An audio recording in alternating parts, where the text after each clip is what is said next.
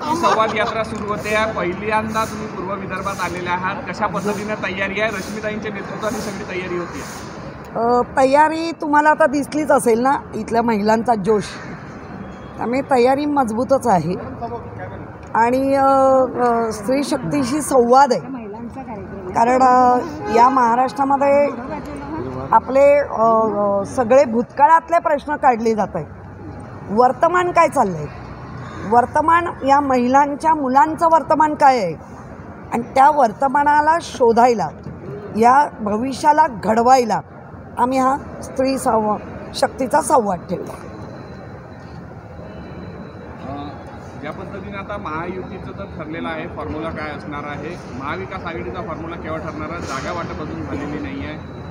मुळामध्ये आम्हाला जागा वाटप करणारे आमचे पक्षप्रमुख आहेत.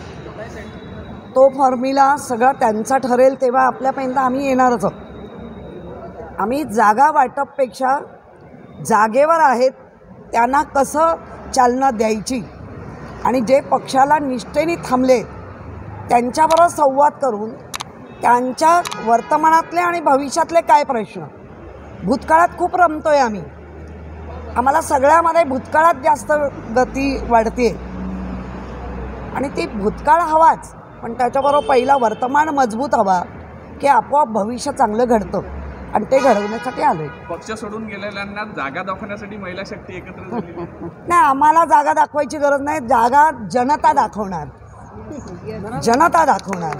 आम्ही फक्त आमच्याबरोबर असलेल्यांना त्यांच्यामध्ये जी ऑलरेडी आता एनर्जी आहे ती डबल हॉर्स पॉवरची एनर्जी करायची कशी ते एक सांगणार आहोत. पूर्व विदर्भाचीच का निवड करण्यात आली, म्हणजे संपूर्ण महाराष्ट्रात नाही, महाराष्ट्राचं कसं जसं चांदा ते बांधा म्हटलं जातं तसा महाराष्ट्राचा मध्य, देशाचा मध्य, तर पहिला नागपूर घ्यावं, विदर्भ घ्यावं आणि मग असं असं करत आम्ही मुंबईपर्यंत पोचू. विदर्भात कुठल्या कुठल्या जिल्ह्यांमध्ये तुम्ही जाणार आहात? आम्ही सगळ्या लोकसभा ज्या आहेत त्या सगळ्या लोकसभेमध्ये आणि जितक्या विधानसभा आहेत त्याच्याबद्दल ज्योती ठाकरे आणि बाकीच्या सांगतील आता तुम्हाला. हां, राजकारणातील प्रत्येक अचूक बातमीचे सर्वात आधी अपडेट्स मिळवण्यासाठी सरकारनामाच्या सर्व सोशल मीडिया प्लॅटफॉर्मला लाईक, फॉलो आणि सबस्क्राईब करा.